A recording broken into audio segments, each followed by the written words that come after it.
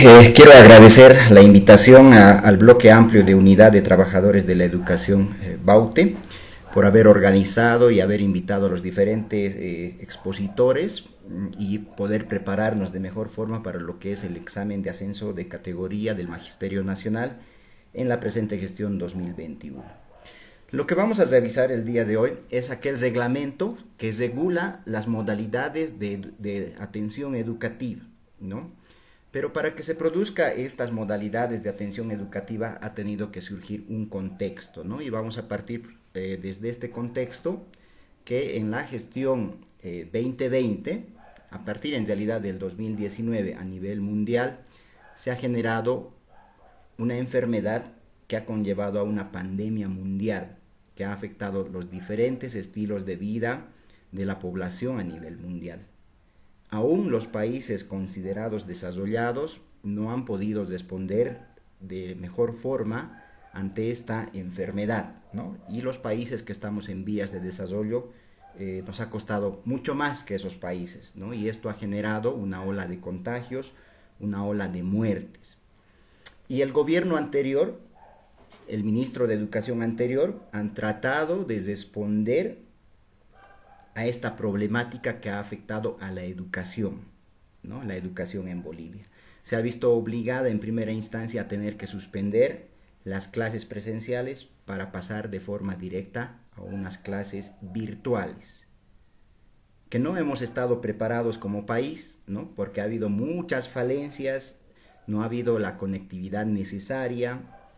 Los estudiantes, padres de familia, no han tenido los recursos como para poder solventar este tipo de educación virtual, como también nos ha faltado tal vez conocimientos para poder manejar de mejor forma lo que son las plataformas educativas, que ha sido un reto para todos y todas, ¿no? Todos estos factores han llevado que la educación en la gestión 2020 en Bolivia, la educación virtual, sea un fracaso. Y el gobierno, al no poder responder de mejor forma ante esta realidad, lo que ha hecho es la clausura de la gestión 2020, ¿no? Y como consecuencia, hoy en día podemos ver que tenemos estudiantes que, si bien en el primer trimestre se ha destinado a una nivelación de contenidos, en la práctica educativa no se ha podido realizar de la misma forma, ¿no? Porque si bien este año se ha tratado de responder de alguna forma mejor que la gestión 2020, igual existen ciertas falencias que en la práctica educativa cada uno de los maestros y maestras ha evidenciado, ¿no? Es decir, que quizá estamos respondiendo un poco mejor que el año pasado, pero no quiere decir que realmente se esté dando a cabalidad una implementación adecuada y plena de la educación virtual en Bolivia, ¿no? Entonces, a partir de un análisis, de un congreso que han realizado con diferentes sectores sociales, el nuevo ministro de Educación, que es el actual, han determinado, ¿no?, que esta gestión se puede implementar las diferentes modalidades de atención educativa, como una respuesta que han tratado o tratan de dar a la educación en estos tiempos de pandemia, ¿no? Y cada maestro o maestra seguramente en la práctica puede evidenciar si realmente se está cumpliendo los objetivos educativos o no se está cumpliendo. Sin embargo, en la presente ley, en este presente reglamento, lo que trata es justamente de regular esas modalidades de atención educativa, ¿no? Lo que vamos a hacer, vamos a revisar, vamos a desmenuzar los 5 capítulos que comprende este reglamento.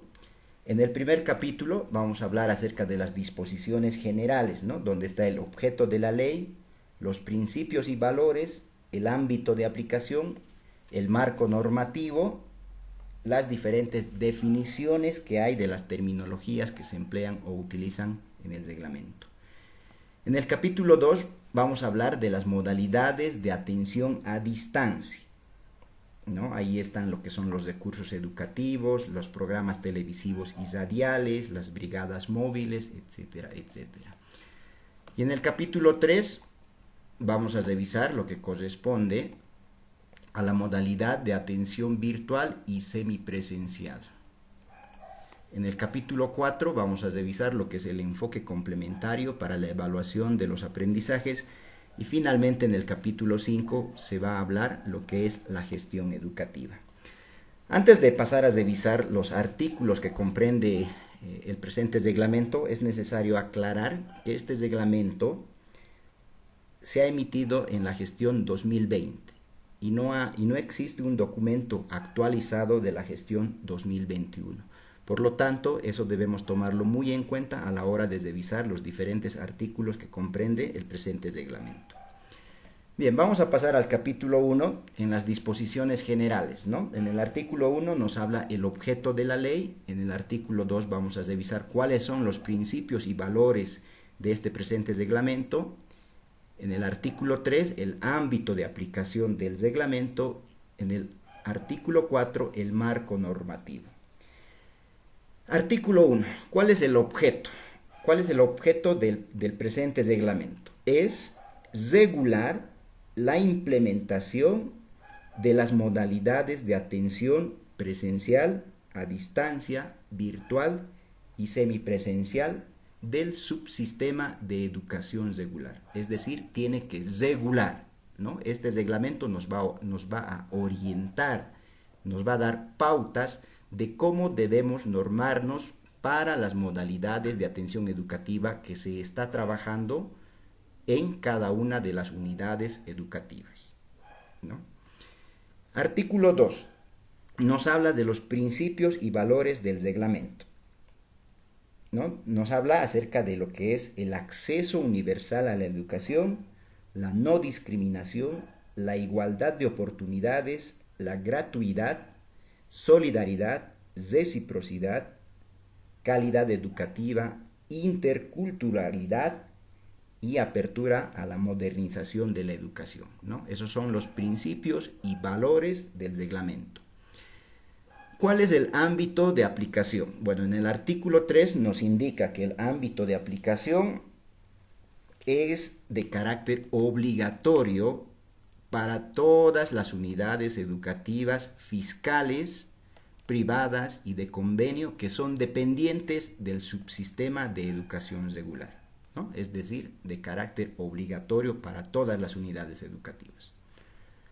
¿Cuál es el marco normativo? Bueno, el marco normativo para la elaboración del presente reglamento se ha basado en un conjunto de leyes y decretos, resoluciones supremas que parten desde la Constitución Política del Estado, que es la ley madre, vamos a denominarla así. También tenemos otras leyes, entre ellas las más sobresalientes, vamos a decir, tenemos la ley número 70, la ley de educación Avelino Cignani, tenemos la ley número 223 de los derechos de las personas con discapacidad, tenemos decretos supremos, por ejemplo, el decreto 4199, la declaratoria de cuarentena total, etcétera, etcétera, ¿no? Entonces, esto es la base que se ha tenido o el sustento para poder realizar el presente reglamento para las modalidades de atención educativa.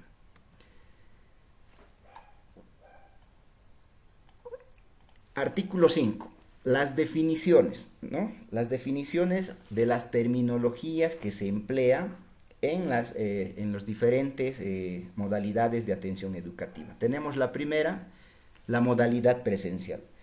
La modalidad presencial es el proceso educativo que se caracteriza por la presencia física en la unidad educativa e interacción entre docentes y estudiantes utilizando diferentes recursos educativos.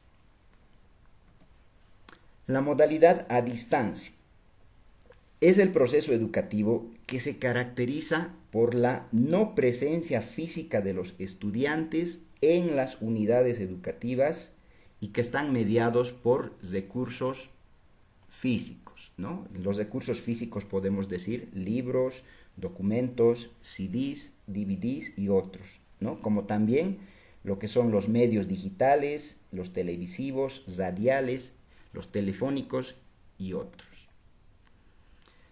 La modalidad virtual. La modalidad virtual es el proceso mediante el cual todas las unidades educativas utilizan plataformas virtuales que están conectadas a lo que es el Internet o intranet, ¿no? El intranet es una red de conexión interna, ¿no? Puede ser una red de conexión interna a la unidad educativa. Dentro de la modalidad virtual existen dos submodalidades. La primera es aquella fuera de línea, conocida como la asincrónica, donde el maestro y los estudiantes no concurren de forma simultánea para desarrollar las actividades educativas, ¿no? Hay plataformas, por ejemplo, vamos a poner el Classroom, que lo hemos utilizado la anterior gestión y esta gestión, donde el maestro y el estudiante no necesariamente están conectados de forma simultánea, ¿no? El maestro ahí puede colgar diferentes archivos, trabajos y tareas, y el estudiante en algún otro momento puede ingresar a descargar o trabajar los mismos, ¿no? Esa es la asincrónica. La otra submodalidad es la modalidad comprendida o conocida en línea como la sincrónica. La sincrónica es donde existe la concurrencia simultánea para que se dé la interacción entre maestros y estudiantes, ¿no? Como decimos o conocemos comúnmente, las clases en vivo, ¿no? Hay diferentes plataformas de videoconferencias que se utilizan con carácter educativo, como ser los más conocidos, el Google Meet, Zoom, como también dentro de la plataforma que el Ministerio de Educación está implementando en esta gestión, está la opción de las videoconferencias, ¿no? Que sí, que en su práctica probablemente tiene algunas dificultades, pero puede darse lo que es la modalidad sincrónica mediante la plataforma Moodle del Ministerio de Educación. ¿Qué es la modalidad semipresencial? La modalidad semipresencial es el proceso educativo que está caracterizado por combinar de manera sistemática la modalidad presencial con la modalidad de atención a distancia o virtual. Es decir, en una unidad educativa pueden realizar la combinación más de una modalidad. Puede ser en una unidad educativa de acuerdo a su realidad, de acuerdo al contexto, de acuerdo a los informes epidemiológicos. Tomando en cuenta todo eso en consenso común, una unidad educativa puede elegir trabajar con la modalidad presencial combinada con la virtual, ¿no? Eso dependiendo de su realidad.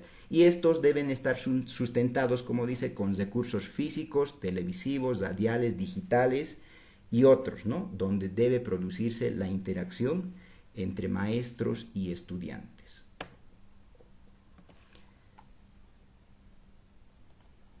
La plataforma educativa. La plataforma educativa vamos a entenderlo como aquel espacio virtual de aprendizaje que puede estar conectado al Internet o al intranet, ¿no? Donde se organiza un sistema de información, de planificación y comunicación para la ejecución de diversas herramientas y aplicaciones que permite al maestro, esto es importante, que permite al maestro contar con una aula virtual. Cuando hablamos de aula virtual nos referimos a que el maestro puede colgar o colocar diferentes materiales de formación que van a servir para los estudiantes, ¿no? Diferentes archivos, tareas, evaluaciones, etcétera, ¿no? Puede enlazar otros recursos educativos. También mediante una plataforma virtual, una plataforma educativa, se puede recepcionar y asignar las tareas. Se puede realizar una evaluación de las diferentes tareas o las evaluaciones que se realizan, ¿no? Porque tiene un sistema de calificación. También mediante una plataforma educativa se puede generar lo que son los debates, ¿no? Los foros que conocemos. Como también se puede trabajar las estadísticas o cuenta con estadísticas de evaluación, ¿no? En esta parte es muy importante diferenciar cuál es una plataforma educativa y cuáles son plataformas que no son de carácter educativo, pero los podemos utilizar con ese fin. Vamos a poner de ejemplo la plataforma educativa, bueno, que comúnmente hemos utilizado y que estamos utilizando, el Classroom, el Edmodo, Chamilo, también la plataforma Moodle del Ministerio de Educación. Es una plataforma educativa. ¿Por qué? Porque yo puedo trabajar como maestro diferentes archivos, diferentes contenidos, diferentes recursos tecnológicos, pedagógicos, puedo enlazar, puedo asignar tareas, puedo revisar tareas, tiene un sistema de calificación. Entonces, cuando cumple estas condiciones, es considerado una plataforma educativa, ¿no? Ha sido creado con un carácter educativo. Sin embargo, a veces confundimos un poco el tema de lo que es la plataforma educativa con la plataforma de mensajería instantánea, como es el WhatsApp, ¿no? Que sí le podemos dar un fin educativo, es verdad, pero no es una plataforma educativa. ¿Por qué? Porque el WhatsApp, al recepcionar las tareas, no tiene un sistema de calificación, no tiene un sistema para hacer una evaluación, no tiene un sistema de almacenamiento. Entonces, hay que hacer una diferencia. El WhatsApp sí es una plataforma, pero es una plataforma creada para mensajería instantánea. Y en tanto que las plataformas educativas ya mencionadas, esas sí tienen los diferentes recursos o herramientas para poder trabajar distintos aspectos con nuestros estudiantes. Las tecnologías de información y comunicación. Vamos a entender que las tecnologías de información y comunicación son un conjunto de herramientas o recursos, ¿ya? Es un conjunto de herramientas o recursos que están programas informáticos, aplicaciones, son medios que permiten el procesamiento, almacenamiento, transmisión y recepción de información, que pueden ser datos, textos, video e imágenes, ¿no? Entonces, recordemos, las tecnologías de información y comunicación, vamos a entenderla que es un conjunto de herramientas o recursos. En tanto que las tecnologías de aprendizaje y conocimiento, conocida como las TACs, son herramientas tecnológicas de enseñanza y aprendizaje gestionadas por el maestro, ¿no? Para facilitar el aprendizaje autónomo, cooperativo y colaborativo con y mediante las TICs. Pueden estar ahí las bibliotecas virtuales, los blogs, motores de búsqueda, simuladores de realidad aumentada y otros. Es decir, las tecnologías de aprendizaje y conocimiento es aquella que el maestro genera a través de las tecnologías de información. Recordemos que las tecnologías de información y comunicación, las TICs, es un conjunto de herramientas. Y las tecnologías de aprendizaje es cuando el educador, el maestro, utiliza esas TICs y produce lo que son las tecnologías de aprendizaje y conocimiento, ¿no? Mediante bibliotecas virtuales, simuladores y otros.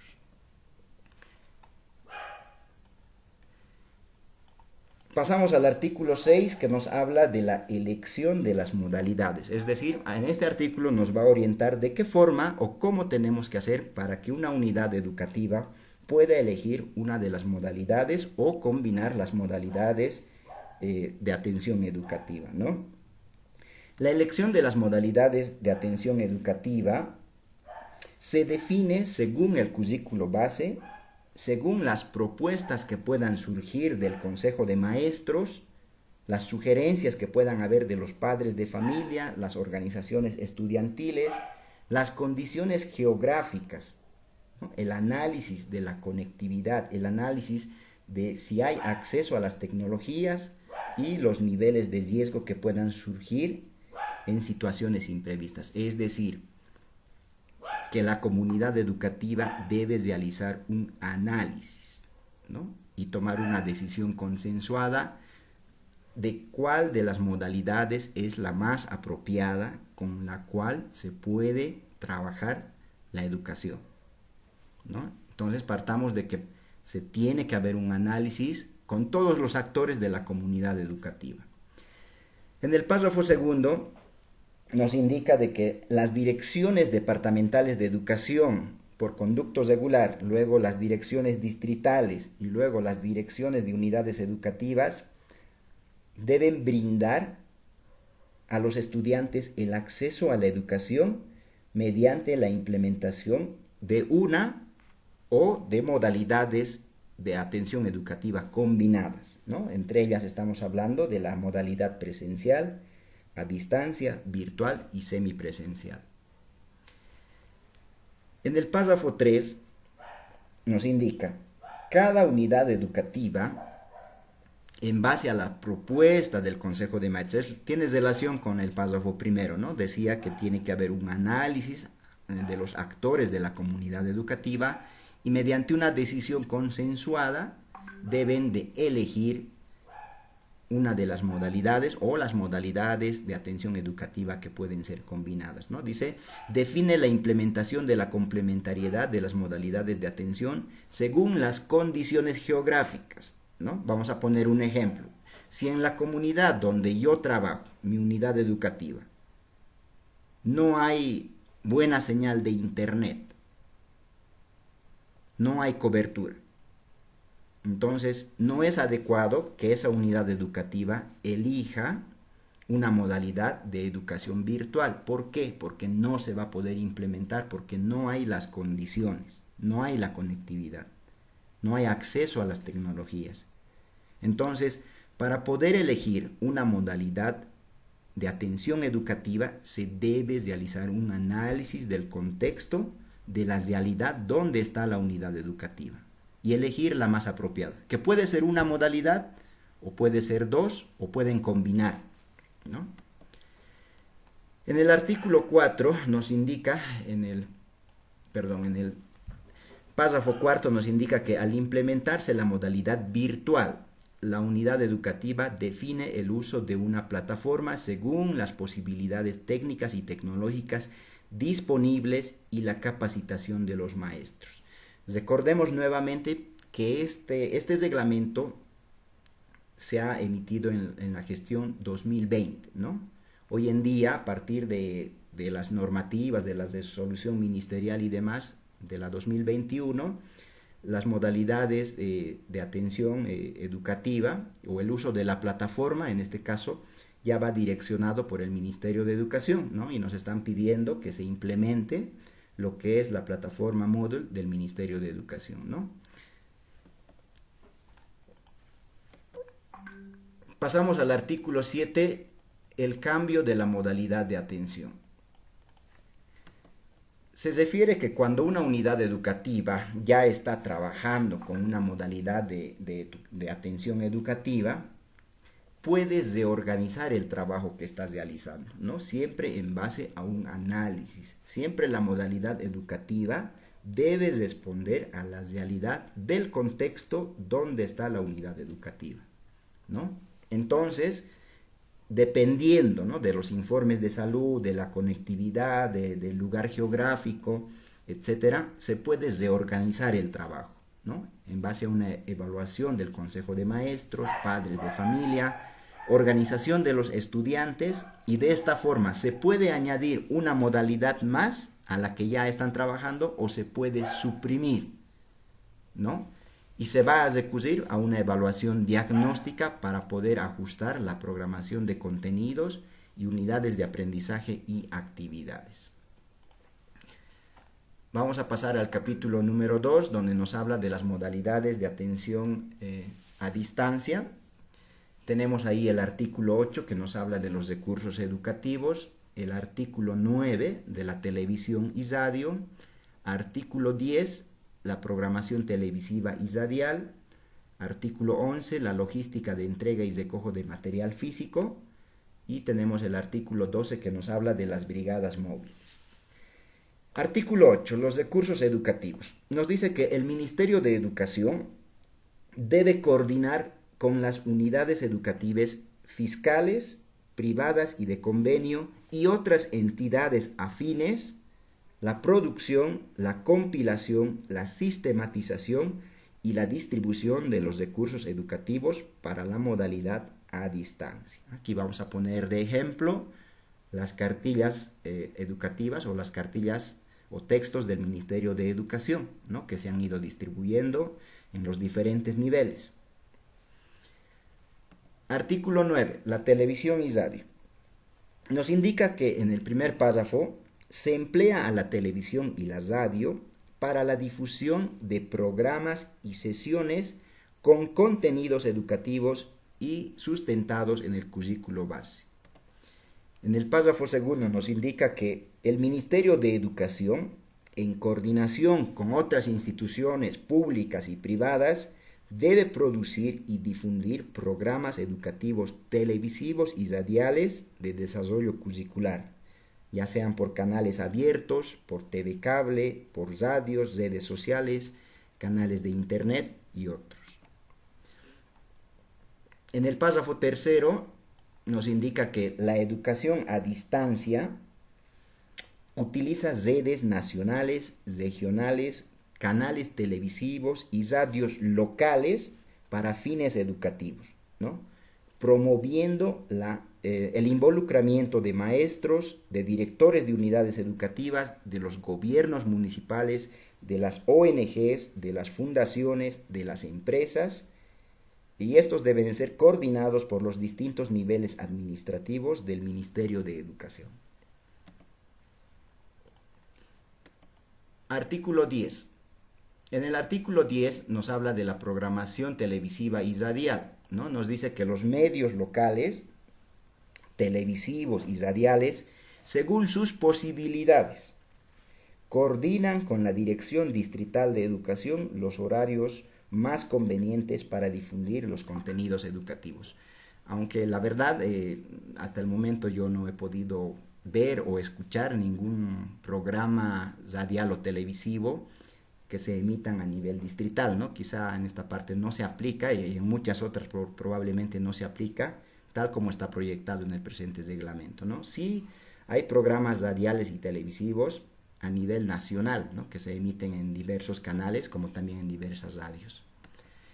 Artículo 11. La logística de entrega y recojo del material físico. En el párrafo primero nos indica que las direcciones departamentales de educación y por conducto regular, las direcciones distritales de educación, las direcciones de núcleo y las direcciones de unidades educativas organizan la logística del envío y distribución de entrega de los materiales impresos, magnéticos y digitales, ¿no? Lo mismo vamos a poner de ejemplo los textos del Ministerio de Educación, que de la Dirección Departamental de Educación son distribuidos a las direcciones departamentales, a las direcciones distritales, y de las direcciones distritales a las direcciones de unidades educativas, y de las direcciones de unidades educativas con los maestros se llega a realizar lo que es la distribución y entrega de los textos del Ministerio de Educación. En el párrafo segundo nos dice que cada maestro es responsable de la entrega de materiales a los estudiantes o padres o tutores o apoderados según corresponde al caso, como también es responsable del recojo de los materiales y tareas asignadas a los estudiantes. Artículo 12. Las brigadas móviles. El Ministerio de Educación debe organizar brigadas móviles de maestros y facilitadores que trasladen el material a otras comunidades que son más alejadas y de difícil acceso, ¿no? Pueden ser las escuelas que están en las fronteras, estos para poder realizar el desarrollo de las actividades educativas, ¿no? Hasta aquí hemos revisado la primera parte de lo que comprende el presente reglamento. Voy a dar paso a la licenciada Victoria Muñoz para que pueda dar continuidad. Adelante, por favor.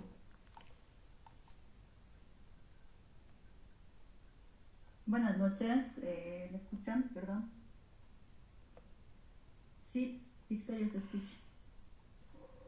Muy buenas noches a todos los participantes del taller y también a los compañeros del bloque Baute por la oportunidad y la confianza que me brindan al presentarles este análisis del reglamento, ¿no? Vamos a continuar con lo que es el capítulo 3, que nos habla acerca de la modalidad de atención virtual y también sobre la atención semipresencial. La modalidad atención virtual nos presenta en su artículo 13 y nos menciona la plataforma educativa para la modalidad. En su parágrafo 1 nos indica que las direcciones distritales de educación deben verificar que la educación dentro de esta modalidad virtual que se imparte en las unidades educativas cuenten con una arquitectura y un entorno virtual, albergando un servidor o hosting propio, compartido, libre o gratuito y software de gestión académica que permita el funcionamiento del aula virtual. Lo más rescatable de todo este parágrafo es que nos indica que se debe construir esos entornos virtuales a través de plataformas y de un hosting libre y gratuito, ¿no? Inicialmente, como ya mencionaron, este reglamento sale en la gestión 2020. Inicialmente nosotros no contábamos con una plataforma, pero hemos hecho uso de esta herramienta que es el WhatsApp, que si bien nos ofrece un servicio de mensajería y no es una plataforma educativa, ha sido de mucha utilidad a un inicio para que nosotros podamos entablar una comunicación con nuestros estudiantes, los padres de familia y entre colegas también, de poder enviar nuestros contenidos y actividades y también de recepcionar algunos trabajos. Eso a un inicio. Posteriormente se ha ido desarrollando y adaptando y aplicando lo que es el Classroom, ¿no? Que también se ha hecho una socialización masiva sobre su uso y su aplicación, mismo que hasta la actualidad en muchas unidades educativas se sigue aplicando por las ventajas que proporciona. Ya luego se han conocido lo que sí son las plataformas educativas, que es el Moodle y Camilo, que se han ido aplicando desde la gestión 2020 en algunas unidades educativas particulares de convenio y fiscales también. Actualmente tenemos la plataforma Moodle como una plataforma oficial que ofrece el Ministerio de Educación a partir del segundo trimestre. El primer trimestre se ha impartido con la socialización, ¿no? Que ha sido de manera departamental, luego por distrito y luego por unidades educativas, ¿no? En esta plataforma encontrábamos ya nuestros datos registrados como maestros, los datos de nuestros estudiantes, nuestros cursos, las áreas con las que trabajamos y solamente teníamos nosotros que practicar su uso, adaptarnos a las herramientas que nos ofrece, ¿no? Cuando hablamos de hosting libre y gratuito, este término, que es un término que se utiliza bastante en informática, hace referencia a aquel espacio que nos brindan en la web, ya sea de manera gratuita o la versión pagada, para que nosotros podamos ir subiendo nuestra información. Una de las herramientas con las que mayormente hemos trabajado es el Google Drive, ¿no? En la cual nosotros hemos podido almacenar nuestra información, compartir nuestros contenidos a través de sus enlaces. El artículo 14, el parágrafo 2 nos habla acerca de los 3 elementos importantes que debe contener esta plataforma, que son la información, la planificación y la comunicación, que más adelante los vamos a ir desarrollando de una manera más específica.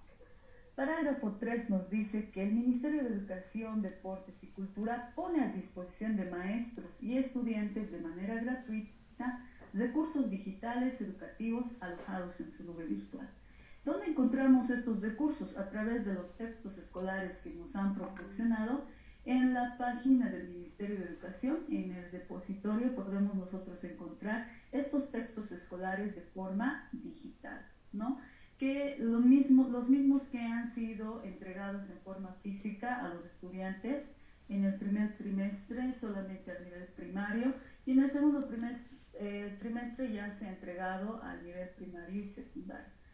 Ahora, en cuanto a los tutoriales también son recursos digitales que nos brinda el Ministerio a través de la página, el Educa Bolivia, que tiene su canal de YouTube, en donde podemos nosotros encontrar diferentes tutoriales sobre el uso de la plataforma, ¿no? Y las diferentes herramientas que tiene esta plataforma. Y así poder adaptarnos a ella y trabajar en nuestras unidades educativas.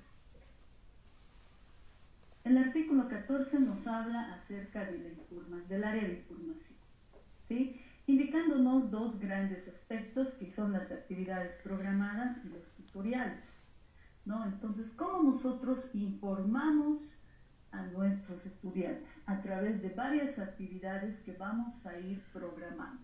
Inicialmente programábamos nuestras actividades haciendo uso del Classroom y de Google Calendar, que se asocia con el Classroom, organizando nuestros contenidos por temas. En cada tema llevábamos algunas actividades que tenían fechas de entrega, de evaluaciones que tenían también fechas de entrega y de evolución de notas, etc. Entonces, de esa manera nosotros íbamos organizando y programando nuestras actividades, nuestra información para que llegue al estudiante de forma ordenada, ¿sí? Actualmente la plataforma del Ministerio también nos ofrece esas herramientas. Dentro de la plataforma, una de sus herramientas es el calendario. También se puede organizar los contenidos por temas, por trimestres. Entonces, existe esa posibilidad de organizar y programar nuestras actividades.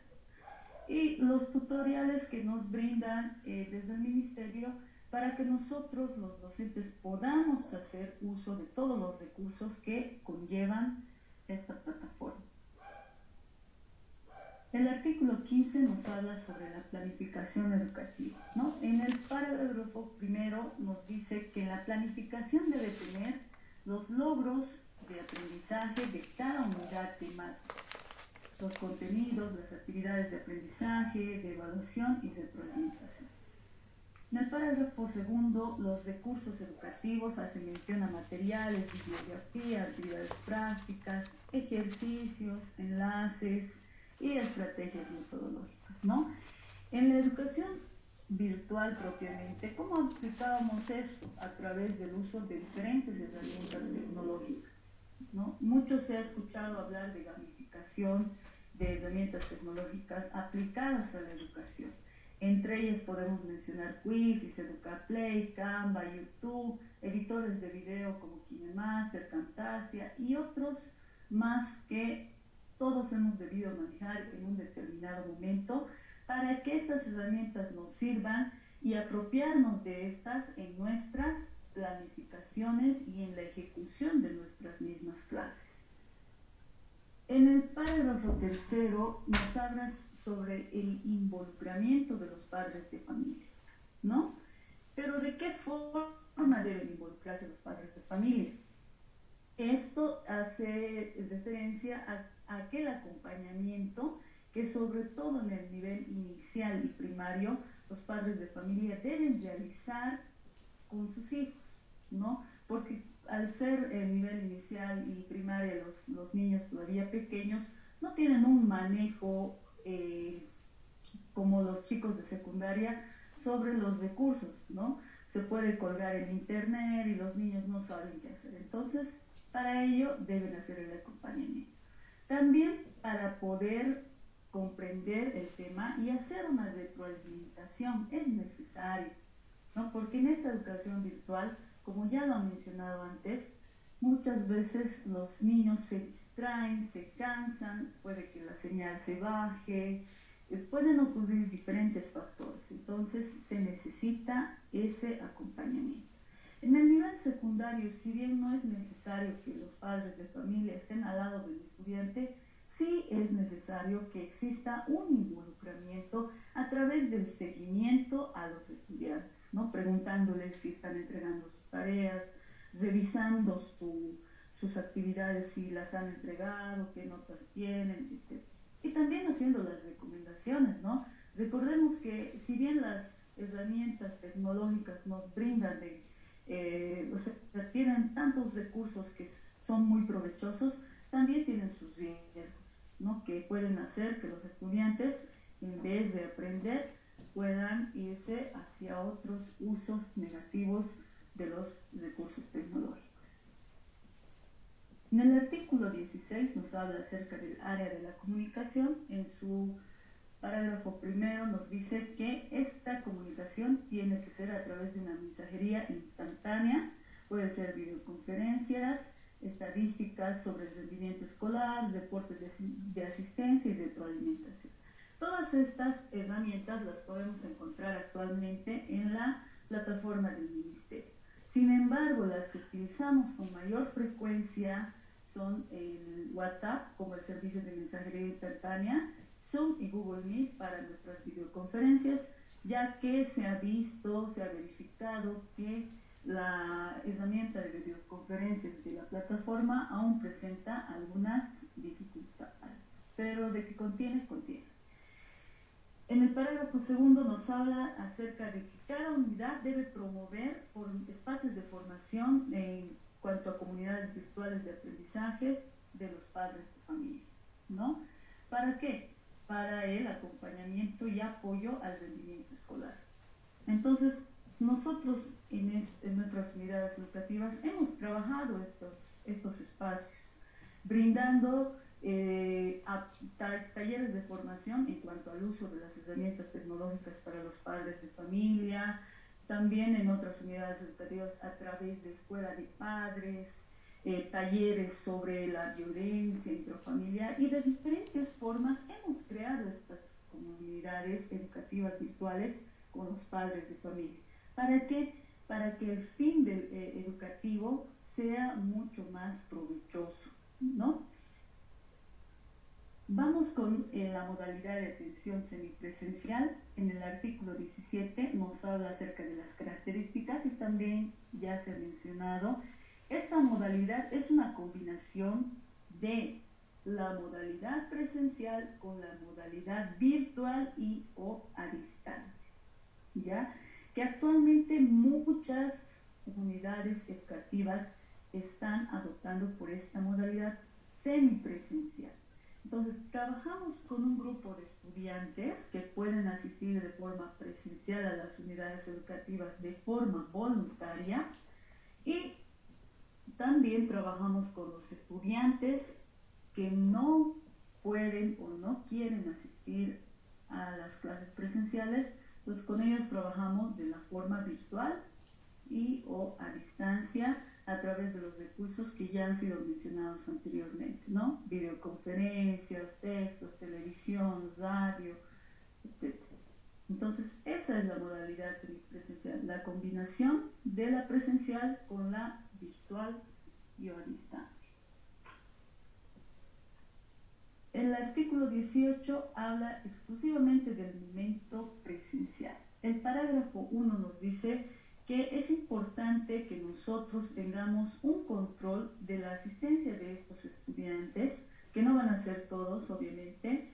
También podamos medir los factores de riesgo y tomar medidas ante estos factores de riesgo y ambientar la infraestructura de manera que podamos prevenir el riesgo de contagio de la enfermedad del COVID, ¿no? Y también podamos adaptarnos a todas las medidas de bioseguridad que debemos tomar con los estudiantes, maestros y padres de familia, ¿no? Lo cual debería ser responsabilidad de los municipios, pero generalmente esto se da por la organización de padres de familia y la dirección de los colegios.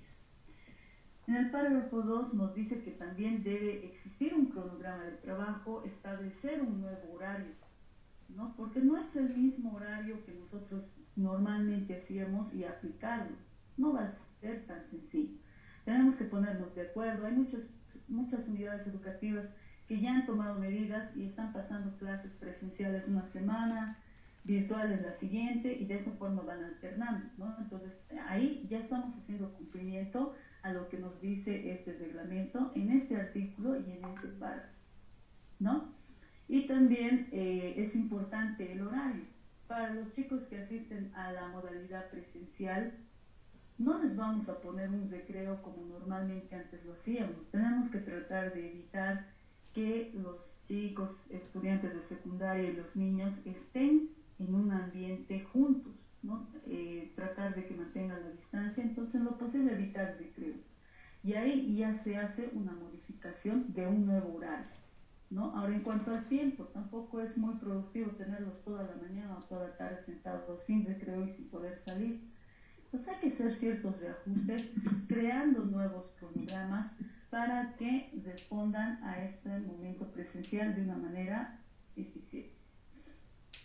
En el parágrafo 3 nos dice que este momento presencial es específicamente para que nosotros los maestros podamos resolver las dudas que tienen los estudiantes, podamos recepcionar los trabajos que no han podido entregar de forma virtual y demos la explicación necesaria al estudiante, ya que por diferentes factores puede ser que los estudiantes que están asistiendo a las clases presenciales no puedan acceder a las virtuales, ¿no? Porque tal vez no tienen la economía, porque tal vez no tienen el internet, o no sepan manejar bien las herramientas para poder enviar sus tareas. Entonces, este es el momento en el cual esos estudiantes van a poder resolver sus dudas, van a poder entregar sus trabajos y van a poder recepcionar la explicación necesaria de parte de nosotros los maestros, ¿no? Vamos con el artículo 19, que nos habla exclusivamente del momento no presencial. Los momentos no presenciales se desarrollan a través de las modalidades a distancia y o virtual, ¿no? A distancia ya habíamos mencionado con textos, cartillas, televisión, radio y otras herramientas. Y dentro de la educación virtual también conocemos dos, ¿no? Una que son las clases asincrónicas o las fueras de línea, y las otras, las clases sincrónicas o la educación en línea, que también la plataforma nos proporciona el acceso a ambas. Fuera de línea podemos dejar algún trabajo, algún video y que los estudiantes trabajen sin la necesidad de que interactuemos en ese momento. Sincrónicas, interactuando ese momento a través de videoconferencias o mensajería instantánea, ¿no? Que también se puede realizar a través de la plataforma. El capítulo 4 nos habla exclusivamente de la evaluación, enfoque complementario para la evaluación de los aprendizajes. El artículo 20 habla de la evaluación integral, que nos dice que los aprendizajes deben ser aplicativos y creativos antes que repetitivos, ¿no? Artículo 21, la evaluación cualitativa y cuantitativa debe contener instrumentos, técnicas y procedimientos. Y el artículo 22 nos habla sobre los instrumentos de la evaluación. En la educación virtual, la evaluación puede ser o podemos utilizar instrumentos para evaluación diagnóstica, para evaluación formativa y para evaluación sumativa. A distancia, tendríamos que dar prioridad al producto o al material intelectual que va a elaborar el estudiante, ¿no? ¿Con qué recursos vamos a aplicar estas evaluaciones? En la educación virtual podemos utilizar varias herramientas tecnológicas, entre ellas Kahoot, Quizzes, los formularios de Google que utilizamos, Paddle y otras herramientas, ¿no? En cuanto a la educación a distancia, muchas veces se ha dado la situación de que los maestros van a las casas de los estudiantes a dejar la tarea y dentro de un lapso de tiempo van a recoger la tarea resuelta. O algunos se han organizado de la otra manera, ¿no? En los colegios iban las maestras, daban las tareas y por decir un lunes y el viernes recepcionaban las tareas resueltas, ¿no? A través de los padres de familia, no de los estudiantes. Entonces son estrategias que hemos ido tomando, hemos ido trabajando. Tal vez muchos no conocían el reglamento, pero aún así en nuestra práctica se ha ido realizando. El artículo 23 nos habla sobre la evaluación en las modalidades de atención a distancia virtual y semipresencial, ¿no? El parágrafo 1 nos dice que la evaluación debe ser flexible y considerar criterios formulados por los maestros para alcanzar los logros de aprendizaje que están establecidos en el currículo. El parágrafo 2 nos indica que cada contenido temático debe concluir con actividades evaluativas. ¿Para qué? Para valorar el aprendizaje de los estudiantes en el marco del reglamento de evaluación que sigue vigente, ¿no? Sigue vigente el reglamento de evaluación. Entonces, esto es importante, evaluación flexible. No podemos exigir a todos de la misma manera.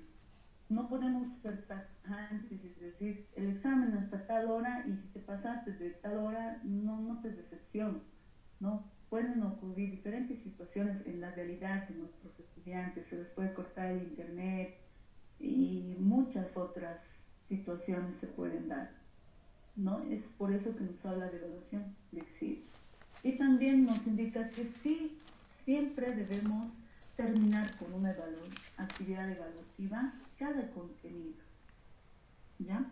Y aquí también nos hemos dado muchos profesores la tarea de crear nuestros propios stickers, de crear nuestras propias estrategias didácticas que llamen la atención a los estudiantes, ¿no? Sobre todo en el ámbito, en el nivel primario, hemos ido creando diferentes stickers para que ellos se motiven y vayan siendo más participativos en la entrega de sus trabajos y evaluaciones.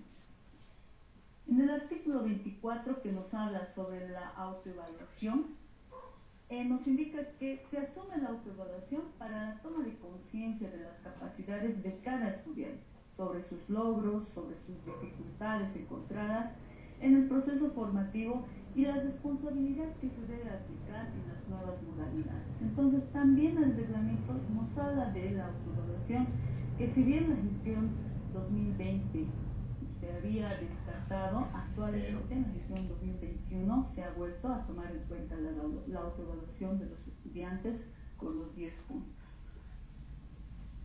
Capítulo 5, vamos a mencionar algunos aspectos de la gestión educativa. En el artículo 25 de la gestión educativa nos dice que los procedimientos de la gestión educativa del subsistema de educación regular bajo el principio de la complementariedad de las modalidades se realizan en el marco de la normativa vigente, ¿no? Lo que ya se ha mencionado. Se está realizando todo en el marco de no solamente una normativa, sino varias, empezando por la Constitución Política del Estado, que nos dice que el Estado debe garantizar la educación gratuita para todos, ¿no? Entonces, se va regulando en el marco de la normativa. El artículo 26 habla propiamente de lo que es el calendario escolar. El Ministerio de Educación, Deportes y Cultura, como órgano rector a través de las modalidades de atención presencial, a distancia, virtual y semipresencial, es la única instancia que realiza los ajustes eventuales al calendario escolar. Actualmente manejamos este último calendario que nos han socializado, ¿no? en nuestras diferentes unidades educativas y distritos. Bueno, hasta el momento sabemos que el trimestre segundo va a concluir el 17 de septiembre. Hay algunos errores, sí, porque el segundo trimestre no ha iniciado el 1 de junio, pero es hasta el momento lo único que tenemos, ¿no? Entonces, desde ajuste, ¿quién lo realiza? El Ministerio de Educación. El artículo 27 nos habla sobre la gestión concurrente. En su parágrafo 1 nos menciona los servicios de telefonía fija que las empresas nos proporcionan, ¿no? Las empresas de telecomunicación, que juntamente en coordinación con el Estado, el gobierno central, van realizando algunas gestiones para que sea más accesible el poder acceder a megas, por ejemplo, ¿no? O al internet. Entonces, algunas empresas de telecomunicación han sacado, ¿no? sus promociones de paquetes en cuanto al acceso a internet, a megas. Hasta el momento Entel, Tigo, creo que han sacado los dos. La verdad no sé si ha sacado Viva la misma promoción, pero esto ha sido una gestión que se ha dado entre estas empresas de telecomunicación y el Estado central, ¿no? Para que pueda ser más accesible la educación virtual a los estudiantes de diferentes tipos de economías. En su parágrafo 2 nos dice que la gestión del sistema de educación, según el numeral 2, parágrafo 2 del artículo 299 de la Constitución Política del Estado, es una competencia concurrente entre el nivel central del Estado y las entidades territoriales autónomas, ¿no? Entonces, se da también gestión entre los territorios autónomos y el Estado central para determinar ciertas modalidades de educación y determinar también otras estrategias que se pueden tomar con el fin de responder a la educación, ¿no? Y con eso hemos terminado. No sé si hay alguna pregunta.